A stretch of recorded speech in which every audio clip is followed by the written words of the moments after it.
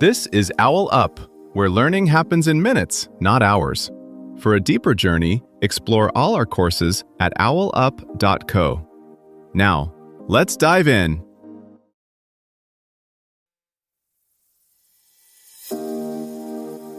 Welcome back to Chapter 3 of our series, Creating Equality, Practical Skills for Reducing Inequality. In today's episode, titled Building Partnerships for Economic Programs, we'll explore how to identify key stakeholders crucial for driving effective economic initiatives. So, whether you're a seasoned pro or just starting out, there's something here for everyone. Let's dive in.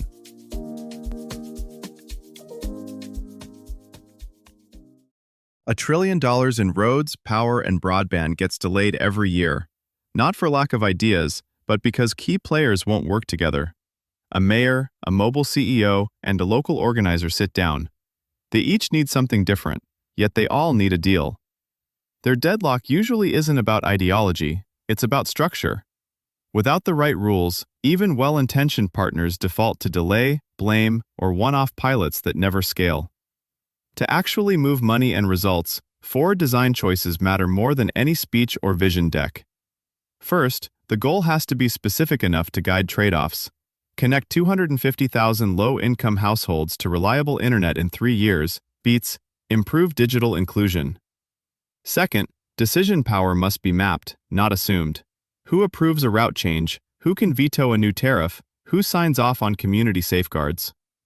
Third, financing needs a clear architecture. Who brings concessional capital? Who takes first loss? Who's repaid from user fees or taxes? Fourth, partners need a data pact. What's shared, how often, and who can act on early warning signs? Get these right, and you move from talking partnership to building one. Now layer in the scale of what's at stake. Emerging markets face about $1.3 trillion in unmet infrastructure needs every year, far beyond what public budgets can handle alone. Yet when cross-sector deals are structured well, each $1 of concessional money can pull in around $4 of private investment, multiplying impact. Health shows what's possible. Gavi's alliance model has helped vaccinate 981 million children and avert 16.2 million future deaths. Similar discipline is now being applied to economic inclusion, from digital ID systems to open-source payment rails that slash cash transfer delivery costs by up to 75%. Start by being ruthless about who must be at the table. For an economic program that targets inequality, you're usually looking at least 4 categories. 1. The public authority that can change rules or provide guarantees. 2. The private operator that can build or distribute at scale.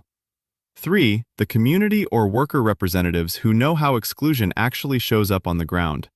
And 4. A technical or multilateral partner that can bring standards, risk tools, or de-risking capital. In practice, that might be a municipal government, 2 mobile network operators, a cooperative of informal workers, and a development bank office, not a 30-organization talking shop. Next, convert that high-level table into an operating map. For each partner, force clarity on 3 numbers. A. Minimum viable commitment in dollars or staff hours. B. Specific delivery metric they directly influence. For example, 50,000 new micro-merchants onboarded. And C. A hard stop line they will not cross. For example, no disconnections below a defined consumption threshold. A simple 1-page roll card per partner, signed off early, prevents the 80% of breakdowns driven by vague expectations. Then, install governance that can actually move. A common pattern is a 3-tier structure: a political steering group that meets quarterly, a technical committee that meets monthly, and a small delivery unit that meets weekly. Give the delivery unit a narrow, quantified mandate, say, unblock issues that threaten more than 5% slippage on quarterly targets, and time-bound escalation rules. For example, if a tariff dispute isn't resolved in 10 working days at the technical level, it auto-escalates to the steering group agenda. On the money side, anchor discussions in a simple capital stack table rather than abstract mobilization claims. 1 column per instrument: grants, guarantees, senior debt, equity, possibly user fees, 1 per provider, plus a risk-bearing line that states explicitly who absorbs which loss layer. If your target is a 2 to 5 times capital multiplier relative to what the public side could deploy alone, write that ratio into the term sheet as a design target, not as a retrospective KPI.